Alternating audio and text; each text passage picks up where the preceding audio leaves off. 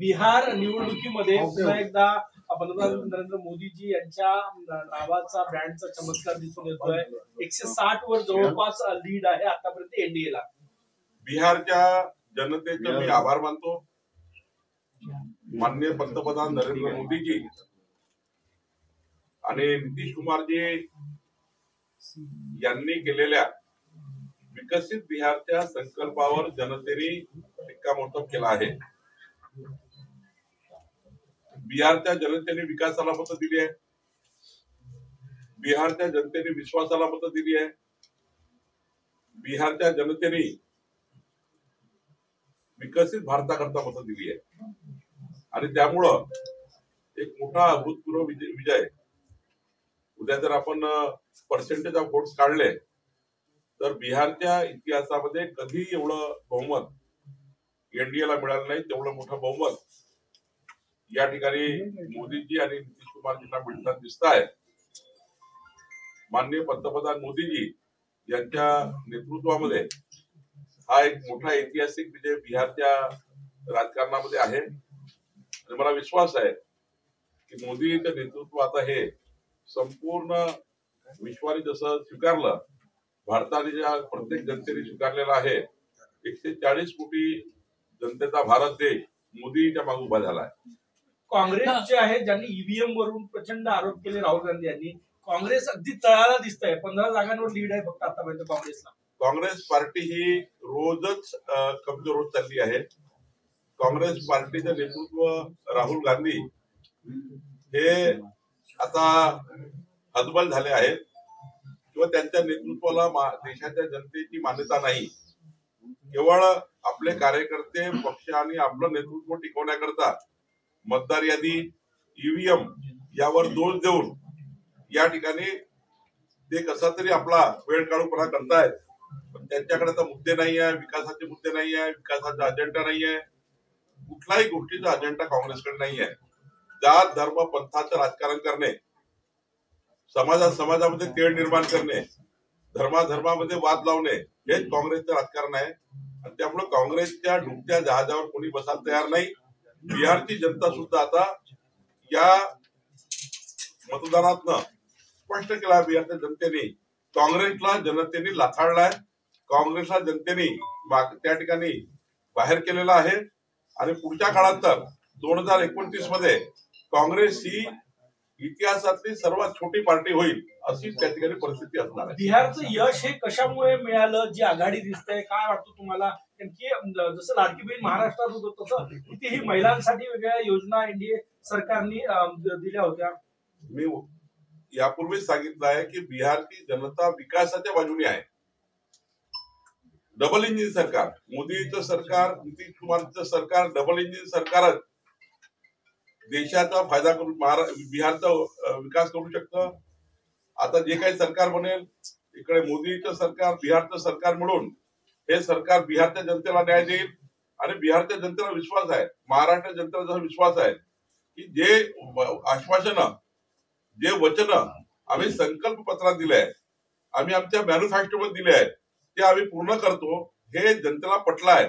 एकमेव एनडीए असा आहे जो दिलेले वचन पूर्ण करतो आणि म्हणून बिहारच्या जनतेने आम्हाला त्या ठिकाणी बहुमत दिलं आहे. बावनकुळे साहेब, SIR मतदार यादीतील शुद्धतेचा मुद्दा मोठा करण्यात आला आणि रिझल्ट अशा पद्धतीने येत आहे, तर राहुल गांधीचं SIR झालं पाहिजे. नाही, SIR वेगळी गोष्ट आहे.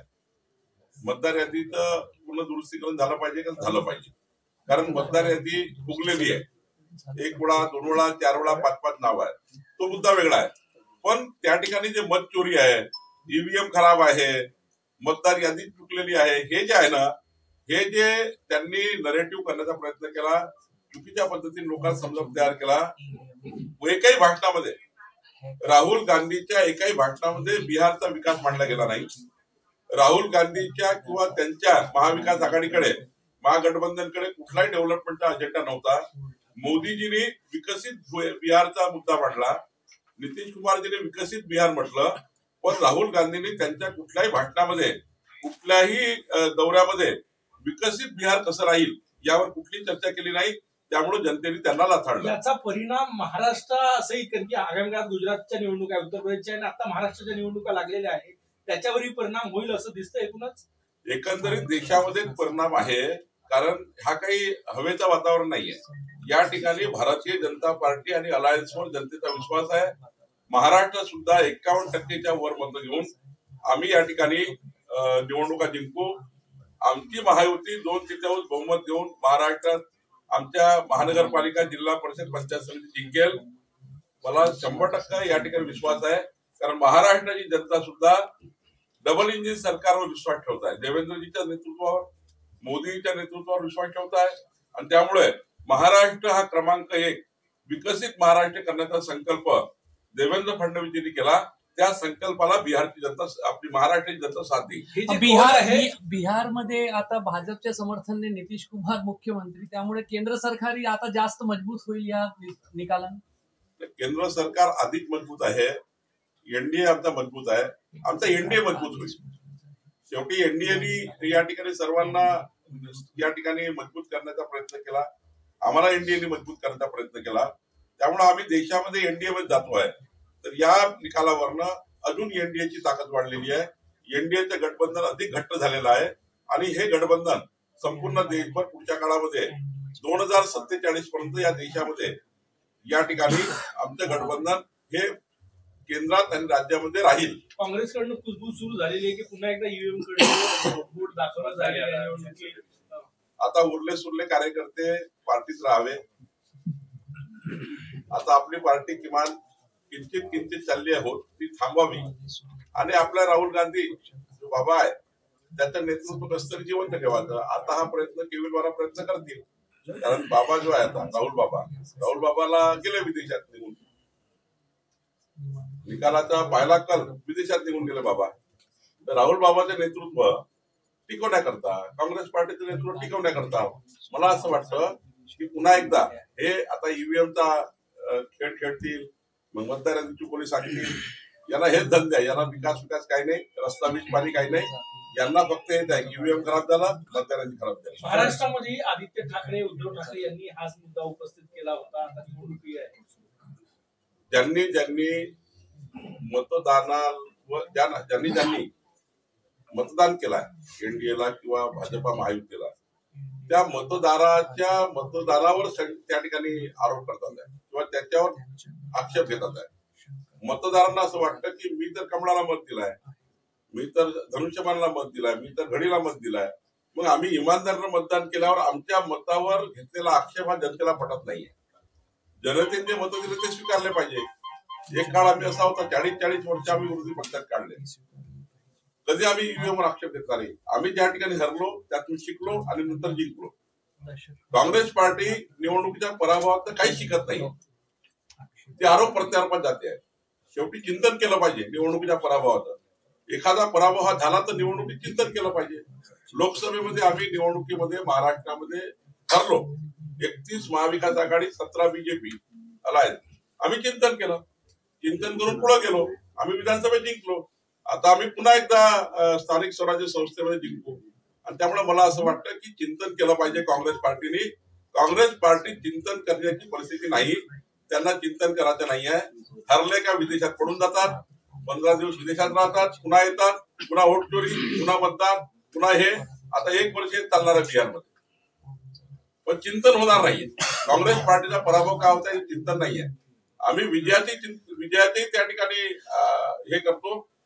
जर विजय झाला तर कशामुळे झाला आणि पराजय झाला म्हणून कशामुळे झाला, हा विशिष्ट भारतीय जनता पार्टीमध्ये या ठिकाणी आम्ही नेहमीच त्याचं रेखांकन करत असतो. त्यामुळे मला असं वाटतं काँग्रेस पार्टी आता ही प्रवाहाच्या दूर चाललेली आहे. 2029 मध्ये काँग्रेस पार्टी ही किंचित झालेली असेल. सर, 2 प्रश्न. एक तर मुख्यमंत्र्यांनी बिहारमध्ये 12पेक्षा जास्त सभा घेतला होता, त्याचा फायदा झाला. दुसरं, ज्या भागातून राहुल गांधी आणि तेजस्वी यादव यांच्या रॅली गेल्या तिथं त्या दोन्ही पक्षांना मोठं नुकसान झालं. मी तेच सांगतो की ज्या ठिकाणी प्रधानमंत्री मोदीजींच्या शेवटी बिहारवर सभा झाल्या, शेवटी जे काही प्रधानमंत्री जातात तेव्हा संपूर्ण बिहारच्या जनतेला संबोधित करतात. आमचे अमित भाई असतील, आमचे राष्ट्रीय अध्यक्ष नड्डाजी आहेत, आमचं केंद्रातले सर्व नेते आहेत, आमचे बिहारचे नेते, तिथे प्रभारी विनोद तावडेजी, आमचे देवेंद्रजी त्या ठिकाणी गेले. शेवटी यांनी सर्व विकास मांडला, विकसित बिहार मांडलं. आणि दुसरीकडे नुसत्या त्या ठिकाणी चवळ्या केल्या, त्या ठिकाणी नुसतं वोटचोरी मतचोरी एवढंच मांडलं. त्यामुळे शेवटी जनतेला काय पाहिजे असतं, मतदान कशाला घेतो आपण, विकासाकरता मतदान घेतो. विकासाची गोष्ट झाली पाहिजे. काय तुम्ही करणार आहे निवडून आल्यावर? विकसित बिहारचा काय तुमच्याकडे रोडमॅप आहे? काहीच रोडमॅप नाहीये. मोदीजींनी रोडमॅप मांडला, अमित भाईंनी रोडमॅप मांडला, त्या ठिकाणी आमच्या नेत्यांनी रोडमॅप मांडला. त्यामुळं रोडमॅप जेव्हा लोकांना देतो आपण, विकासाचं विजन देतो, तेव्हा जनता पाठीशी उभी राहायचं. हेच बिहारमध्ये झालं. एक काळ असा होता की बिहारचं नाव बूथ कॅप्चरिंग, बॅलेट बॉक्सेस पळवणे आणि हिंसाचार, पण यावेळेस एकही हिंसाचाराची घटना घडलेली नाही. मी तेच सांगतो, देश बदललाय. देशाच्या जनतेला हे कळला की 65 वर्ष काँग्रेस पार्टीला मतदान करून जात धर्म पंथाच्या आधारावर मतदान झालं. जाती जातीमध्ये तणाव निर्माण झाले, धर्माधर्मामध्ये त्या ठिकाणी तेढ निर्माण झाली. काँग्रेस पार्टीने या देशाला स्प्लिट करण्याचं काम केलं. भारतीय जनता पार्टीने विकासाचा अजेंडा दिला, विकसित भारताचा अजेंडा दिला. बिहारचं देशाचं राजकारण बदललंय. देश आता विकासाकडे चाललाय. त्यामुळं पुढं आता या देशामध्ये विकासाचं राजकारण चालेल. या देशामध्ये जातीपातीचं राजकारण चालणार नाही.